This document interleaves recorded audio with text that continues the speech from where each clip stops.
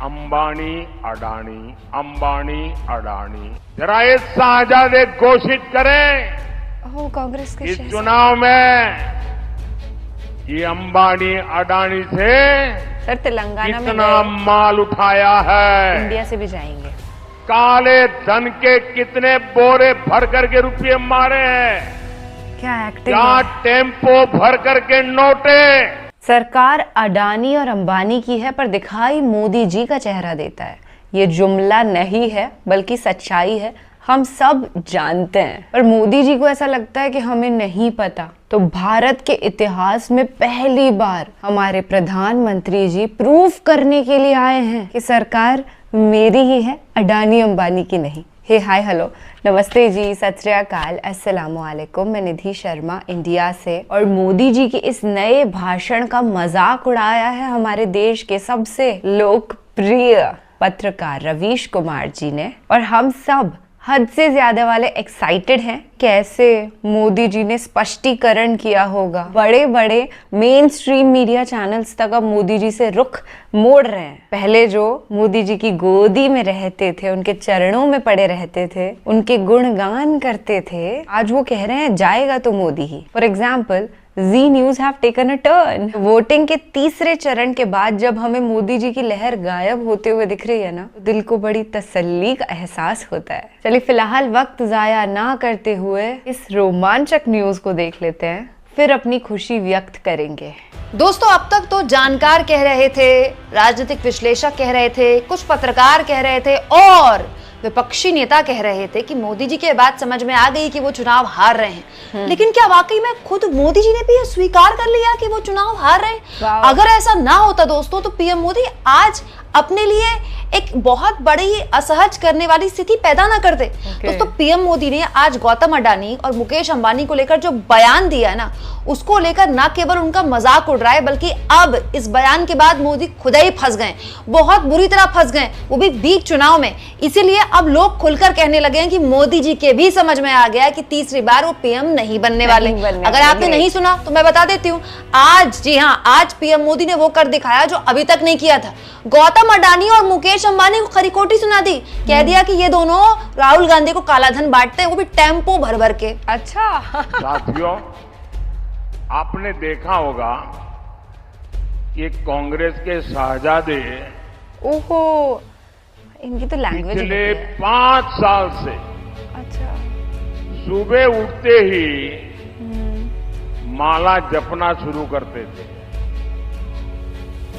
जब से उनका राफेल वाला मामला ग्राउंडेड हो गया, तब से उन्होंने एक नई माला जपना शुरू किया। अपनी बात तो नहीं 5 साल से एक ही माला जपते थे, 5 उद्योगपति, 5 उद्योगपति, 5 उद्योगपति। फिर धीरे धीरे कहने लगे अंबानी अडानी, अंबानी अडानी, अंबानी अडानी। 5 साल से। लेकिन जब से चुनाव घोषित हुआ है, इन्होंने अंबानी अडानी को गाली देना बंद कर दिया। अच्छा, खुद की बात कर। मैं तेलंगाना की धरती से पूछना चाहता हूं, जरा ये शाहजादे घोषित करें कांग्रेस इस के चुनाव में ये अंबानी अडानी से सर तेलंगाना कितना में गए, माल उठाया है, इंडिया से भी जाएंगे। काले धन के कितने बोरे भर करके रुपये मारे हैं, क्या क्या एक्टिंग है। टेम्पो भर करके नोटे कांग्रेस के लिए पहुंची है क्या सौदा हुआ है? आपने रातों रात अंबानी अडानी इनको गाली देना बंद कर दिया। जरूर दाल में कुछ काला है। 5 साल तक अंबानी अडानी को गाली दी और रातों रात गालियां बंद हो गई।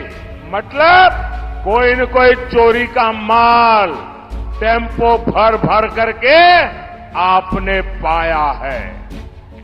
ये जवाब देना पड़ेगा देश को। कमाल की बात है दोस्तों। आखिर हमारे प्रधानमंत्री को ये कौन बता रहा है? राहुल गांधी कल झारखंड में थे। झारखंड में उन्होंने देखिए कैसे गौतम अडानी और मुकेश अंबानी का नाम लेकर पीएम मोदी पर हमला बोला है। मतलब कि एक तो पीएम मोदी ने मुकेश अंबानी और गौतम अडानी को लेकर जो बात बोली कि राहुल गांधी उनका नाम नहीं लेते, वो एकदम झूठ। कल ही राहुल गांधी ने झारखंड में अपनी रैली में अडानी और अंबानी का नाम दिया है, और अब जब अडानी अंबानी का नाम पीएम मोदी ने लिया ही तो उन्हें भ्रष्टाचारी घोषित कर दिया। ये घोषित कर दिया कि अडानी और अंबानी जो हैं वो काला धन बांटते हैं। तो अगर अडानी अंबानी टेम्पो भर भर के काला धन बांट रहे हैं राहुल गांधी को या दूसरों को, तो मोदी जी 10 साल से कुर्सी में बैठकर कर क्या रहे? लोग यही सवाल पूछ रहे हैं कि 10 साल से सरकार पे बैठे मोदी जी खुद ही बता दे कि अडानी अंबानी इतने बड़े भ्रष्टाचारी हैं, तो अब तक वो खुले कैसे घूम रहे हैं? जो कालाधन बांट रहे हैं नेताओं को, तो जेल में होने चाहिए। और अब जब चुनाव फंसा बीच में, तो लोग ये कहने लगे हैं कि मतलब ऐसी हालत हो गई कि अडानी और अंबानी से ही हाथ खींच लिए मोदी जी ने। तो इस पूरे मुद्दे पर पत्रकार प्रेम कुमार और रवीश कुमार ने प्रधानमंत्री पर चुटकी ली है, ये मैं आगे आपको बताऊंगी। लेकिन पवन खेड़ा ने कैसे पीएम मोदी पर कटाक्ष किया, सुनिए। आज प्रधानमंत्री जी 3 चरणों के बाद और बौखला गए, और इतने बौखला गए कि पप्पा अपने ही संतानों के खिलाफ बोलने लगे।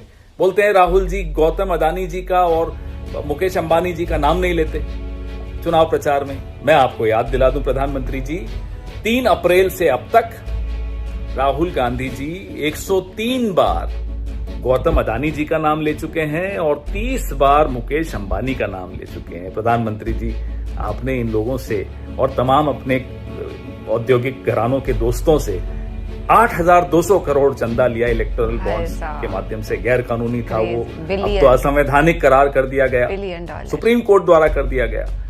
पैसा लेते वक्त तो आपको कुछ नहीं फर्क पड़ा, अब जब जरा सा चुनाव हारने की स्थिति में आए तो इन्हीं के खिलाफ हो गए।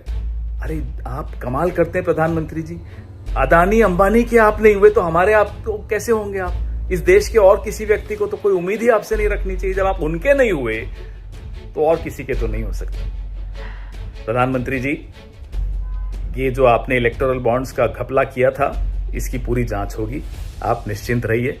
हम नाम सबका लेते हैं, हमें किसी से कोई डर नहीं है, हमें किसी की कोई चिंता नहीं है। हमें चिंता है तो इस देश के उन तमाम लोगों की जिनके साथ अन्याय हुआ, जिनके लिए हम न्याय का एक घोषणा पत्र लेकर आए हैं, न्याय पत्र लेकर आए हैं। रही बात आपके दोस्तों की, तो जो 21 औद्योगिक घराने हैं उनकी कुल संपत्ति 70 करोड़ हिंदुस्तानियों की संपत्ति के बराबर है। सोचिए आपने किस तरह का देश पिछले 10 साल में बना दिया। दोस्तों ये बात तो मजाक की थी, लेकिन प्रधानमंत्री मोदी ने जो बात बोली है गहरा संकेत देती है कि क्या वाकई में मोदी जी की ये बात समझ में आ गई है। उनको रिपोर्ट मिल गई है कि तीसरी बार सरकार उनकी बन नहीं रही है। पत्रकार प्रेम कुमार ने देखिए एग्जैक्टली यही बात बोली है। क्या अडानी अंबानी ने भी नरेंद्र मोदी से किनारा करना शुरू कर दिया है? मोदी को संभावित हार उद्योगपतियों को भी समझ में आ गई है। झल्लाए नरेंद्र मोदी, क्या इसीलिए राहुल गांधी को उद्योगपतियों के खिलाफ बोलने के लिए उकसा रहे हैं? क्या माल लेकर चुप रहने का आरोप राहुल गांधी पर लगाते हुए नरेंद्र मोदी ने आत्मघाती गोल नहीं कर लिया? क्या माल लेकर नरेंद्र मोदी अब तक अडानी की रक्षा करते थे? 147 सांसदों को सदन से बाहर करने का काम भी माल लेकर किया गया था। हिंडनबर्ग खुलासे में गौतम अडानी और उनकी कंपनी से जुड़े कथित शेल कंपनियों के खिलाफ जांच से कतराती रही मोदी सरकार ने माल लेकर ऐसा किया? क्या राफेल मामले में महंगा सौदा और अनुभवहीन अनिल अंबानी को रक्षा सौदा दिलाने का काम भी माल लेकर किया गया था? पूर्व फ्रांसीसी पीएम ने खुलासा किया था कि नरेंद्र मोदी के कहने पर ही अनिल अंबानी को रक्षा सौदे का ऑफसेट उत्पादन के काम दिए गए। क्या यह भी माल लेकर किया गया? अपने खिलाफ अनंत सवालों को नरेंद्र मोदी ने न्योता दे दिया। और इस बीच मैदान में आ गए रवीश कुमार भी। पत्रकार रवीश कुमार, जिनका चैनल एनडीटीवी गौतम अडानी ने खरीदा था, तो काफी सोशल मीडिया में सुर्खियां बटोरी थी। रवीश कुमार ने चुटकी ली है पीएम मोदी के इस बयान पर, कहते हुए प्रधानमंत्री ने अंबानी और अडानी के साथ साथ ऑटो वालों को भी बदनाम कर दिया। अब कोई भी टेम्पो देखेगा तो लगेगा इसमें सवारी नहीं, अडानी और अंबानी के नोट जा रहे हैं। जो काम हिंडनबर्ग ने नहीं किया वो काम मोदी जी ने खुद कर दिया कि भारत के 2 बड़े उद्योगपति टेम्पो में भरकर नोट भेजते हैं। इनकी मर्सिडीज कहां गई? 10 साल में जब इनकी ये हालत हो गई है तो बाकी भारत का क्या होगा? प्रधानमंत्री जी, ऑटो वाले बहुत ईमानदार होते हैं, मेहनत की कमाई खाते हैं। अंबानी और अडानी का नोट नहीं ढोते। भारत का ऑटो वाला एक सतर्क और सजग नागरिक होता है। दोस्तों, बीच चुनाव में नरेंद्र मोदी ने एक बहुत बड़ा सेल्फ गोल कर दिया है। एक तो जो दावा उन्होंने राहुल गांधी पर किया उसकी हवा निकल गई, क्योंकि राहुल गांधी ने कल ही अडानी अंबानी पर बोला है। और अब विपक्षी उनसे सवाल पूछ रहे हैं कि अब जब आपने अडानी अंबानी पर बोला ही है तो खुलकर बताइए कि अब तक उनको संरक्षण क्या आप दे रहे थे, और दे रहे थे तो आपको कितना माल पहुंचा है। मतलब ये ऐसा सेल्फ गोल है जिसको लेकर अब लोग मौज ले रहे हैं कि आखिर वो कौन शख्स है जिसने कांग्रेस पार्टी की स्क्रिप्ट या कांग्रेस पार्टी का भाषण पीएम मोदी के टेलीप्रॉम्प्टर पर चेप दिया।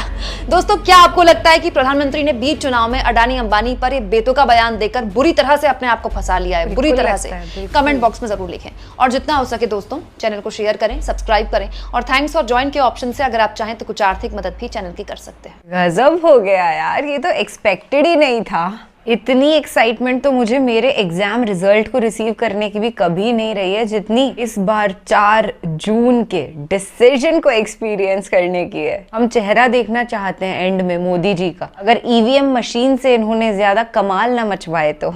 बीजेपी कई बार तो इतने तुच्छ प्लान्स लेकर के आती है ना, जैसे गुजरात में गांधीनगर वोटिंग बूथ के बाहर इन्होंने क्या किया, राम जी का बड़ा सारा पोस्टर लगवा दिया ताकि लोग आए और बीजेपी को वोट दे, जिसकी बहुत निंदा ना केवल सोशल मीडिया बल्कि असलियत में उस जगह पर भी करी गई। यार ये कौन सा तरीका है? और लोग इतने निराश हो गए कि हम वोट अगर बीजेपी को नहीं भी दे रहे तो भी अगर वो ही रिसीव कर रहे हैं तो हम वोट ही नहीं करेंगे। सचमुच 55.83% वोटिंग हुई है गुजरात में, जो कि मोदी जी का गढ़ है। वहां पर चाव ही अलग होता था, सब लोग ऐसे वोट करने जाते थे, वो लहर चल रही थी ना, विश्वास था आम आदमी को कि एक बदलाव आएगा, विकास आएगा। पर यहाँ सब कुछ एक गड्ढे में जाता जा रहा है। सबसे ज्यादा तो गरीबों को लूटा है। और कई बार तो मेरे दिल में आता है कि ये बड़े उद्योगपति इतने बिलियनियर्स हैं, फिर भी इनका लालच खत्म ही नहीं होता। काला धन जुटाने में कभी कमी छोड़ते ही नहीं है। और एक अपन लोग हैं कि काले धन के नाम से डर लगता है। इतनी बुरी हालात हो गई है कि अगर छोटी सी जमीन खरीदने भी आप जाएंगे तो सामने वाला यही एक्सपेक्ट कर रहा है कि काला धन मिलेगा जिसको कहीं पे मेंशन नहीं किया जाएगा। उस वजह से कई लोग तो प्रॉपर्टीज खरीद भी नहीं पाते। खैर, ऐसे एग्जाम्पल्स देने बैठेंगे ना तो रात हो जाएगी, पर ये उदाहरण बंद नहीं होने वाले। तो इसी उम्मीद के साथ वीडियो को वाइंड अप करती हूँ कि 4 जून को हम एक खुशखबरी रिसीव करें। ख्याल रखिएगा अपना और अपने सभी घर वालों का। सत्यमेव जयते। जय हिंद।